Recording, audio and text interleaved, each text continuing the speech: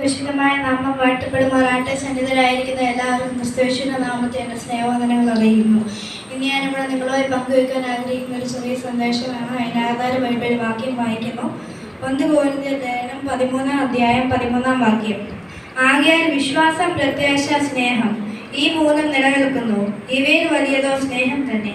നമ്മുടെ കർത്താവായ യേശുക്രിസ്തു നാം എല്ലാവരെയും സ്നേഹിക്കുന്നു. താൻ നമുക്ക് വേണ്ടി ക്രൂശിൽ യാഗമായി തീരുവാനിടയായി. നമ്മുടെ കർത്താവായ സ്നേഹം മരണത്തിനപ്പുറമുള്ള സ്നേഹമാണ്. മനുഷ്യന്റെ സ്നേഹത്തിന് മരണത്തിനപ്പുറത്തോട്ട് ഉള്ള സ്നേഹമാണ് കർത്താവിന്റെ സ്നേഹം. കർത്താവിന്റെ സ്നേഹത്തിന്റെ ആഴത്തിനെ നമുക്ക് ആർക്കും വർണ്ണിക്കുവാൻ കഴിയുന്നതല്ല. യേശുവിന്റെ ശിഷ്യനായിരുന്ന പത്രോസ് പോലും യേശുവിനെ 3 തവണ തള്ളി പറയുവാനിടയായി. അവിടെ തന്നെ നമുക്ക് മനസ്സിലാക്കുവാൻ കഴിയും മനുഷ്യരുടെ സ്നേഹത്തെ പറ്റി. മനുഷ്യന്റെ സ്നേഹം പരിമിതികൾ നിറഞ്ഞതാണ്. എന്നാൽ യേശുവിന്റെ സ്നേഹം പാപികളായ നമുക്ക് വേണ്ടി ക്രൂശിൽ യാഗമായി തീർന്ന് തന്റെ വിലയേറിയ രക്തം കൊടുത്ത് നമ്മെ എല്ലാവരെയും വിലയ്ക്ക് വാങ്ങുവാനിടയായി. നാം യേശുവിനെ പൂർണ്ണ ഹൃദയത്തോടെ പൂർണ്ണ ആത്മാവോടെ നാം യേശുവിനെ സ്നേഹിക്കേണ്ടതാണ്. യേശു നമ്മെ എല്ലാവരെയും പാപികൾക്ക് വേണ്ടിയാണ് താൻ ഭൂമിയിലേക്ക് വരുവാനിടയായത്. നമ്മെ എല്ലാവരെയും നമുക്ക് വേണ്ടി താൻ ക്രൂശിൽ യാഗമായി തീരുവാനിടയായി. നാം യേശുവിനെ സ്നേഹിക്കുന്നതിനൊപ്പം നാം യേശുവിൽ പൂർണ്ണ വിശ്വാസമുള്ളവരായിരിക്കണം. നാം അല്പവിശ്വാസികളാകുവാൻ പാടില്ല. നാം വിശ്വസിക്കുമ്പോൾ നാം ഒരിക്കലും സംശയത്തോടു കൂടെയല്ല നാം യേശുവിനെ വിശ്വസിക്കേണ്ടത്. നാം പൂർണ്ണ വിശ്വാസത്തോടെ ആയിരിക്കുമ്പോൾ യേശു നമ്മുടെ പ്രാർത്ഥനകൾക്കും നമ്മുടെ പ്രശ്നങ്ങൾക്കും എല്ലാം യേശു പരിഹാരം തരുന്നതായിരിക്കും.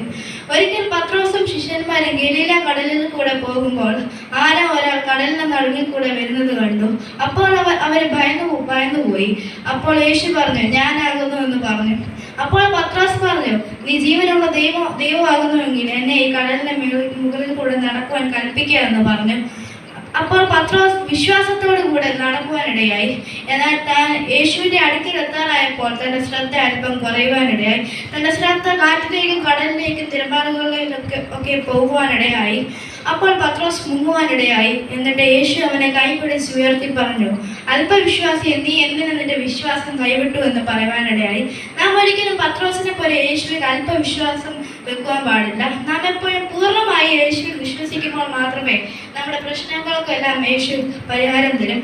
വിശ്വാസത്തോടു കൂടിയുള്ള പ്രാർത്ഥന ദീനക്കാർക്ക് സൗഖ്യം കൊടുക്കുമെന്ന് വചനത്തിൽ പറയുന്നുവല്ലോ. നാം ഒരിക്കലും സംശയിക്കാൻ പാടില്ല. അതുപോലെ തന്നെ നാം യേശുവിൽ പ്രത്യാശയുള്ളവരായിരിക്കണം. മഹത്വത്തിന്റെ പ്രത്യാശയായ ക്രിസ്തു നമ്മുടെ എല്ലാവരുടെയും ഉള്ളിലുണ്ട്. നമ്മുടെ എല്ലാവരുടെയും ഏറ്റവും വലിയ പ്രത്യാശയാണല്ലോ നമ്മുടെ കർത്താവായ യേശു ക്രിസ്തുവിന്റെ 2ാം വരവ്. ആ പ്രത്യാശയിൽ നാം എന്നും മുറുകി പിടിക്കണം. തികഞ്ഞ സ്നേഹമോ ഭയത്തെ പുറത്താക്കുന്നു. സ്നേഹമുള്ളിടത്ത് ഒരിക്കലും ഭയത്തിൽ നിൽക്കാനാകില്ല. അതുകൊണ്ട് നാമിൽ എല്ലാവരിലും തികഞ്ഞ സ്നേഹം ഉണ്ടാവണം എന്നും വചനത്തിൽ പറയുന്നുവല്ലോ. തുടർന്നും എനിക്ക് അവസരം ഒരുക്കുന്ന എല്ലാവരോടും അതിനെ നന്ദി അറിയിച്ചുകൊണ്ടേയിരിക്കും.